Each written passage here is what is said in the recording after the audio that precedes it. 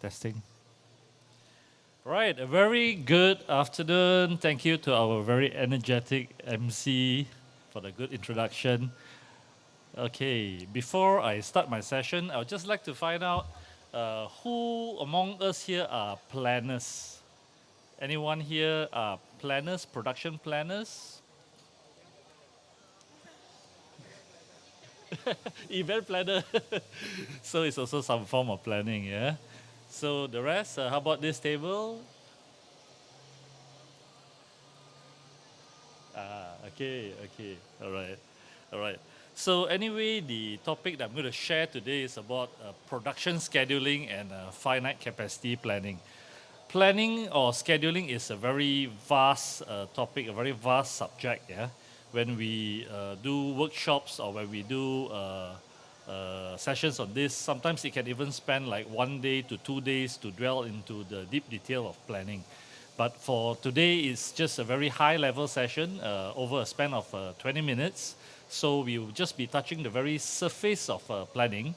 And by the way, I'm from the booth right here beside the stage, this yellow booth, F12, MPDV Malaysia.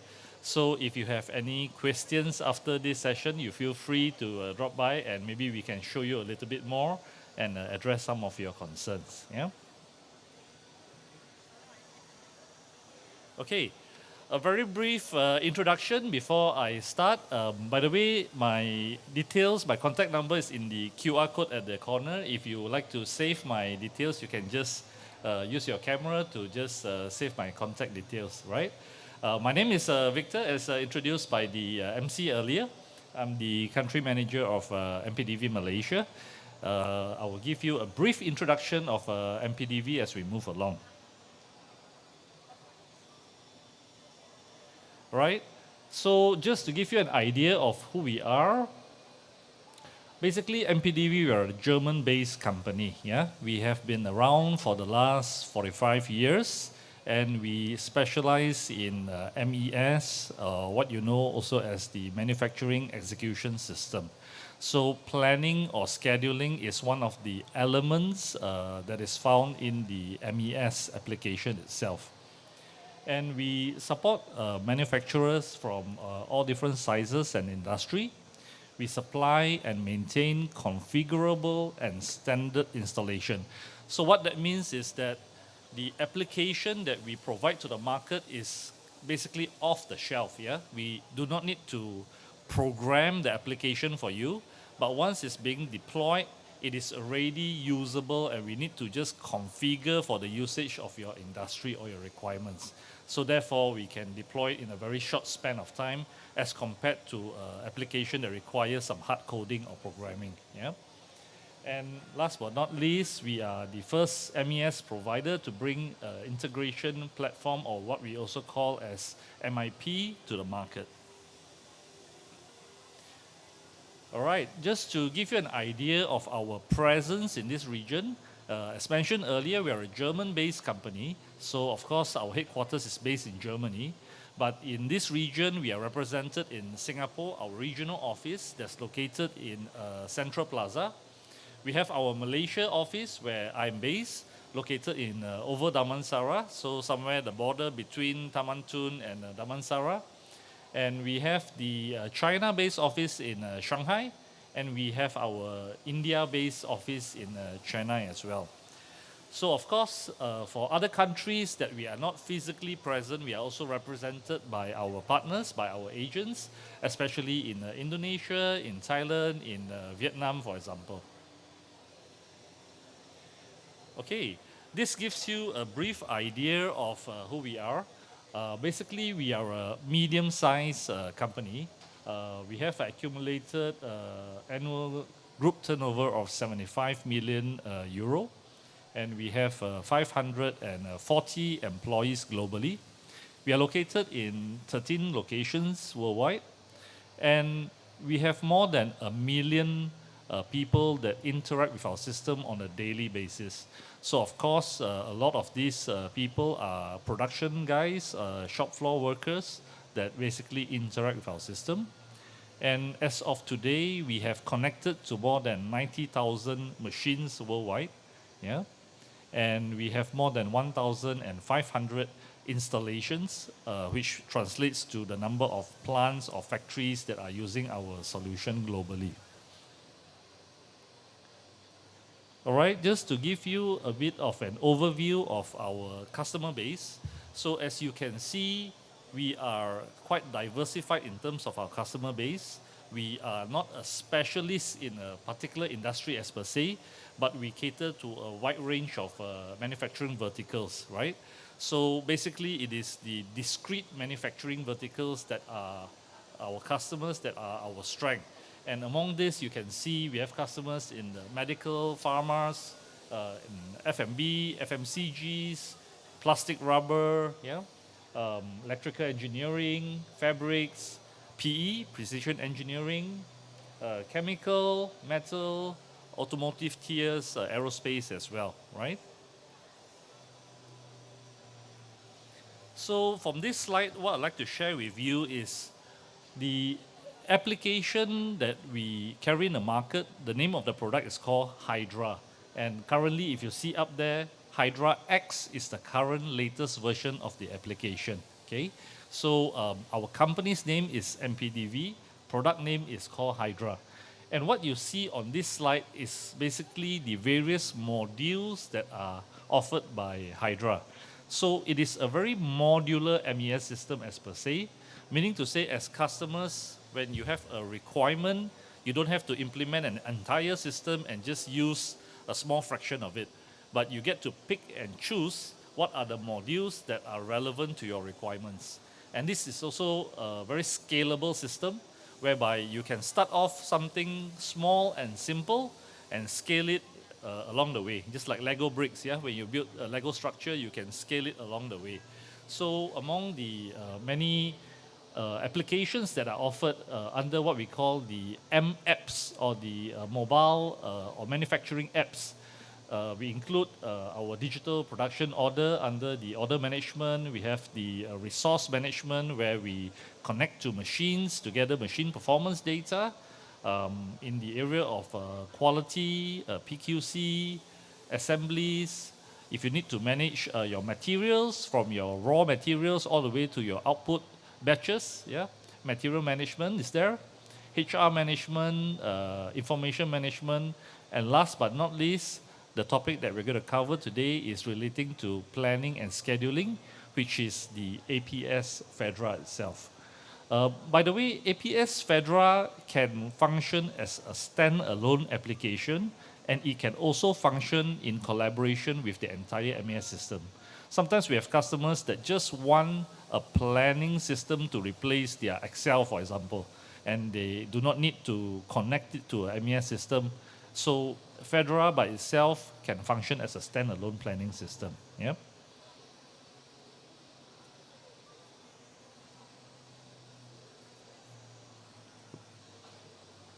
All right. So what we like to share with our customers is on the topic of the smart factory elements. This is something that's already very familiar to you. Where we talk about things like PDCA, Plan, Do, Check, Act, for example.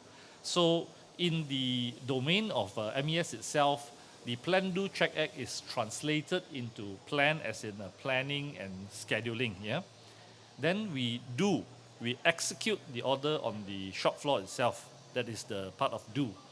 And check, we analyze the information that is gathered by the system, the real-time information gathered by the system, and then we act on it, right? And all these are brought together under the Industrial Internet of Things to make this ecosystem possible. So what we are going to focus on today is on the P itself, which is the one right at the right-hand top, planning and scheduling. And under planning and scheduling, we will have items like sequence planning of your orders and operations. We have your resource allocation and your maintenance calendar for your machines, for example. We have your personnel scheduling, work preparation and quality planning, and last but not least, planning of material and usage of energy, right? So when we talk about usage of energy in certain countries, when you have different energy tariffs, like for example, at night or in the wee hours of the morning, energy cost is lower. So you might want to take this into consideration when you plan so that you can maximize the savings on energy. But of course, in Malaysia, energy is still relatively cheaper compared to many other countries. Yeah. All right. So just to align everyone, this is basically the typical Hydra X environment. So like any other systems you can see in your network itself, Hydra sits on a server, right? This server can be an on-prem server, it can be a cloud-based server. So which means to say that you have an option as a customer whether you like to host this application on your on-prem server or you like to go on a SaaS, software as a service, whereby it will be a subscription base and it will be operating expenses, for example. Whichever way you like to deploy Hydra or the APS FEDRA, basically we are able to cater to the requirement. Of course, also taking into consideration some network infrastructure at the place where you're located. We have seen some customers even located in Senai, for example, and they don't even have like fiber optic connections. So in such situations, of course, maybe it's not so advisable to have it on cloud, yeah, because of the network infrastructure. But of course, in most places, like we talk about in Penang, in Bayan Lepas, I believe this is not an issue to have it on cloud or on SaaS. So if we look further on the right-hand side, you will see that we have our office client. This is where basically administrators, planners, business owners, you look at the reports, administrators do settings, system maintenance, and on the rightmost is the live dashboarding. These days we have a lot of customers that like to have a big screen, might be in your shop floor or might be in the lobby of your office to have an overview of your plant. So the live feed information is possible through the connection to the shop floor via the MES system, right? So at the middle bottom, you would see that we have the shop floor web client. By the way, Hydra X, the current latest version of Hydra, is a full web base, yeah? So which means we can run on a browser, doesn't matter, it's a PC, a tablet, a iOS, a Android, we can run it on tablets or PCs or any browsers, yeah?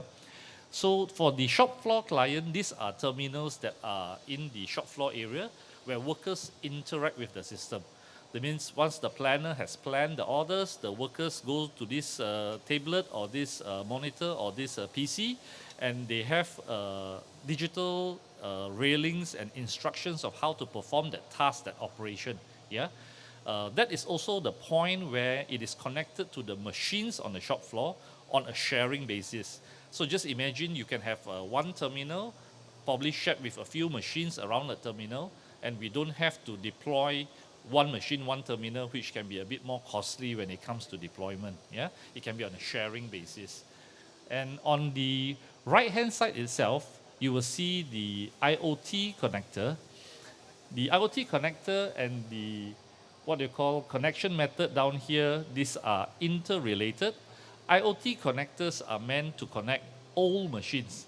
Sometimes we have factories that we have very old machines, 15-year-old, 20-year-old machines, and these machines has no connectivity options. Yeah, so as a service provider that provides a solution, we have to ensure that all the machines on the shop floor can be connected. Otherwise, it's not meaningful if we only connect new machines, for example. Yeah, so this is one of the area of our specialty, our strength, whereby we are able to do this hardwire connection via our IoT connector to the older machines, tapping on the relays of the machine to obtain the machine status, machine uptime, machine downtime, for example.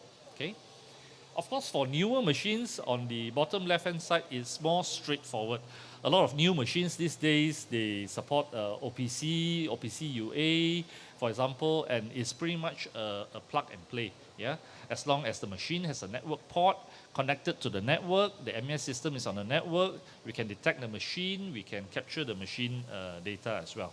Yeah, so it will be more straightforward for newer machines. Okay, so now we move a little bit more into the topic of scheduling, production planning. So everything starts with a production order, right? And what you see here is a typical production order, whereby it consists of the order header at the top. You have your produced material, you have your basic quantity, basic start date, basic end date, for example. And at the bottom, you typically have your operation routing. Yeah. So this can be added on with your material BOM list, your component list, what material is required for certain operations. And of course, if there are tools that are required for that particular operation. Yeah. So if you have an ERP system, typically this information comes from the ERP system into the MES system, into the planning and scheduling module of the MES system, right? But of course, we also have many customers that maybe operate a very old ERP system, for example, those implemented 10 years ago, driven by finance department, and it does not meet the requirement of the production guys, for example. Yeah. So sometimes, yes, it generates the production order, but it does not give you the material BOM list or your tool list, for example. So in this situation, the MES application can add the additional information to what is already generated from the ERP system. Yeah. And of course, for SMEs, it's also common that we have customers that's no ERP system. And maybe you're just using an accounting system, yeah? AutoCount, SQL, for example. So the MES system itself can generate the production order. So it means to say that it does not necessarily need to work with an ERP system. Of course, if you have an ERP system, it can be integrated with the MES. But if you do not have an ERP system, it's still perfectly fine as the order can be generated from the MES system. Yeah? Okay.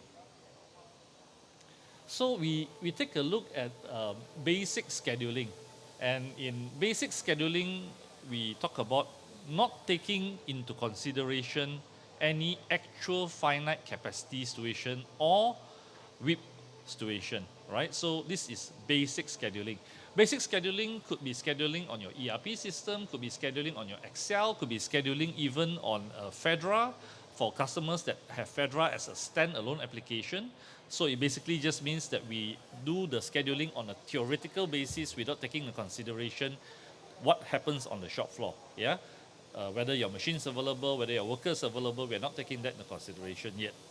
So when we talk about scheduling, generally we have two types of scheduling. I believe as production guys or manufacturers, you are very well versed with this. We have our forward-based scheduling, whereby it's usually make to stock, yeah? And in the forward-based scheduling, we have our basic start date, we have our basic end date, and in between is what we call our fence date, right? And in forward scheduling, basically the entire plan, the operation itself sticks to the left-hand side, which is the start date, because we are planning when to start the operation, not planning about when we want to end it, but when is the earliest time we can start it, right? So you will see that everything sticks to the left-hand side, and you have your blue color indicator there, which is your earliest start date for each operation, and you have your purple color, which is the earliest end date of that particular plan operation itself. Yeah. So the second scheduling is the backward scheduling, which is more commonly used, or basically we use it for make to order. Yeah. So in backward scheduling, similarly, you have your basic start date, you have your basic end dates, and the operations are planned in a way whereby it sticks to the right rather than on the left for the forward scheduling. So we determine when we need to deliver the order, and basically we plan backwards from there, yeah, when we need to deliver. So similarly, you have your latest end date, you have your latest start date for each operation. So again, this is planning without taking into consideration any finite capacity of your shop floor. So when we talk about planning based on finite capacity, then we are talking about taking into consideration various elements or resources on the shop floor. Yeah. So what are some of these important elements? Of course, it includes your machines, for example, whether the machine is available to run this order, whether the machine is scheduled for maintenance, whether the machine is broken down. So we need to take this into consideration. We need to take the consideration sometimes for certain situations, staff qualification. Maybe to run this machine, we need staff with certain level of training or certain qualification level. So whether these staff are available during that point of time that the planner is scheduling the particular order to run, yeah, or whether that person is on MC or whether the person is on COVID. So we need to know whether the resources of staff is available. Tools, we need to know if the tools are available before we schedule the plan. The tools could be used by another operation and might not be available, for example, yeah. NC programs, CNC machining, of course we need to know whether the programs are available. And energy, just now we talked briefly about it, whether the energy tariff is ideal at the plan that at the time that you're scheduling the plan. And last but not least, your material availability, whether your supplier has delivered the raw material to you, whether your store has sufficient raw material to run that particular production order. Yeah. So here, what I would like to share with you on a high level basis, unfortunately, I can't show you a live demo in 20 minutes. And we have actually the live demo in our yellow booth, just right beside the stage, yeah, which we have a demo system to actually show you. But for the purpose of giving you an idea, these are the user interface look and feel of the system. So what we see here on this screen itself is the planning screen itself. What the planner is looking at when the planner is doing planning on FEDRA or on this automated planning system, right? By the way, FEDRA has the capability to do AI-based planning. That means it can do fully automated based planning based on various criteria. It can be based on selection of certain operations, certain number of operations that you want it to do automatic based planning. It can be planning the entire work group, or it can be planning everything. So it depends what you would like it to auto plan. It has this capability to do automated planning. Yeah, and if we take a look at this screen, we can see that on the top portion, these are all the pending orders that are coming into the system. We have what we call our timeline, which we are looking down the horizon, yeah? Tomorrow, day after tomorrow, 1 week down the road, for example. And on this left-hand side, I'm not sure if you can see it clearly because on the LED screen doesn't look too clear.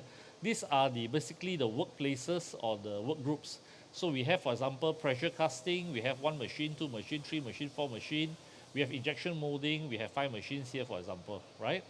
So what we are looking at here, all these graphs, all these are basically the operations that the planner is planning to a specific machines, right? It's a drag and drop based planning.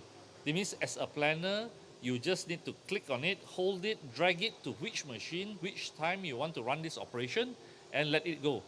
So the plan will stick there. And you might ask, how about if there is any conflict, right?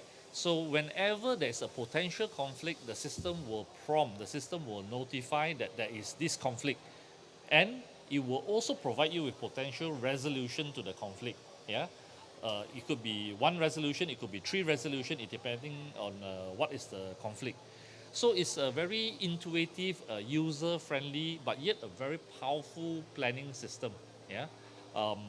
This planning system can be used by organizations as small as a mid-size SMEs, right to large automotive vendors like VW in China that uses this application. So it's very versatile, basically. Yeah. So of course, if we have various other elements integrated into it, like for example, our HR module that provides availability of staff, staff certification, then the planning will take that into consideration as well, whether the staff is available when we plan, or materials available when we plan, or for example, machine is available when we plan. So this takes all this into consideration under the umbrella of the finite capacity planning. Yeah. The next interface I'd like to share with you, although this is not so related to planning, but basically this is related to reporting.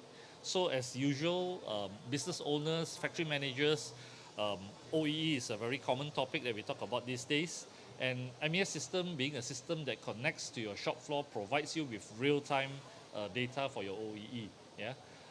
Earlier, I had a visitor, somebody from Ipoh that popped by, and he wants to embark on a MES project. But again, the topic is so wide, so huge. Where do I start? Sometimes as an SME, you get overwhelmed with that I 4.0 topic. Where do we start, for example, right? So my personal advice is always start simple, start small, start simple. First and foremost, we want to have transparent information on our shop floor. We want to make sure that the information that we get from the shop floor is reliable, real-time, and trustable, right? So a lot of time in the traditional environment, you have this information coming to you, but it is obtained manually. Somebody is doing some report, somebody's key into some Excel, submitting you the report, but sometimes you question the reliability of this information. Whether is it accurate, is it massaged, is it correct, and you question this. But when there's a system in place, even with very basic functionalities, it allows you to obtain reliable, transparent data. Yeah. So in this case, we are looking at, for example, machines in your shop floor. You can select, and basically you immediately have your OEE, right? And it breaks down to your availability, your performance, your quality, and we can see it in the form of a graph, right? So as a business owner, as factory managers, this enables you to drill down into the area where the issues are and address those issues to bring up your overall productivity. Yeah. And yep, this is also another example of the user interface for scrap statistics. So from here, we also get to drill down into our scraps. What are the main contributing reasons for the scraps? What are the so-called machines that are generating the most scraps, so that we can minimize these scraps and in return be more productive and also be more cost efficient. And on the last slide that I'd like to share with you is basically the user interface or the look and feel of the shop floor terminal.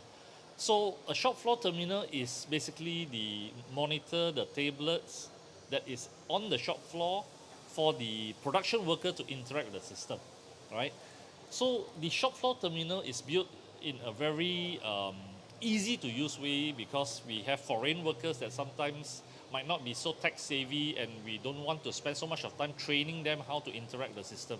So it's supposed to be very user friendly, just like an ATM machine in a bank. When we walk into a bank, even though it's not our preferred bank, but we figure out what to press on the ATM machine because it's very simple, easy to use. Yeah. And bear in mind, whatever that you see on this user interface, because of the web-based system, it is all customizable by like drag and drop. It's like widgets basically. Yeah. So you want to show more, you want to show less, or you just want to show things that are relevant. It is very easily configurable. Yeah. So here we can see that in this shop floor terminal is connected to 4 machines down here. Machine 1, machine 2, machine 3, machine 4. And when the worker comes to the shop floor terminal, the worker just click and select, I'm working on this machine. So therefore, I have these orders that are locked on, and I'm doing this job running this machine. Yeah. So of course, it provides the worker with worker guidance.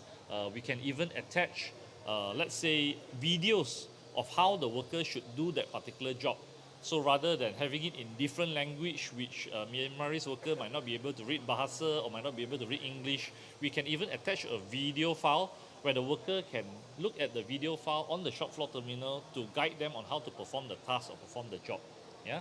So these are all part and parcel of how we can digitalize the shop floor and reduce paper usage, paper movement around. And this is part of the entire Hydra ecosystem itself, right? So I would like to end my sharing here due to time constraint, slightly exceeded, but opening it to the floor via the MC. Yeah.